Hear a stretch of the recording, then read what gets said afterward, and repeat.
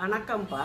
துவரம் பருப்பு உடம்புக்கு நல்லா வலுவை குடிக்கக்கூடியது, நல்லா சத்தான இதுதான் பருப்பு தான் துவரம் பருப்பு.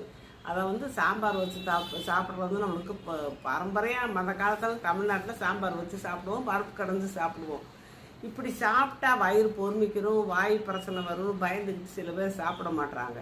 அப்படி இல்லைப்பா, இது அந்த பருப்பு வேகும் போதே கொஞ்சம் பெருங்காயம், கட்டி பெருங்காயம் இருக்கு இல்லையா, அதையும் போட்டு ஒரு அரை ஸ்பூனு விளக்கெண்ணெயை ஊற்றி சட்டியில் வேக வச்சா விளக்கெண்ணெயை அப்படியே ஊற்றலாம். அப்படி இல்லை அப்படின்னா குக்கரில் தான் நாங்கள் பருப்பு வைப்போம்னா அந்த பருப்பு கூட பெருங்காயத்தை போட்டு வேக வச்சுட்டு அப்புறம் குக்கரை திறந்த உடனேயே ஒரு அரை ஸ்பூன் விளக்கெண்ணெயை ஊற்றி நம்ம ஒரு கொதிக்க விட்டுக்கலாம். அப்படி கொதிக்க வச்சாப்பிட்டா வயிற்றில் எந்த பிரச்சனையும் வராது, வாயு பிரச்சனை வராது. வாயுக்கான அந்த பாக்டீரியாஸ்லாம் அழிச்சிடும் அந்த விளக்கெண்ணெய்.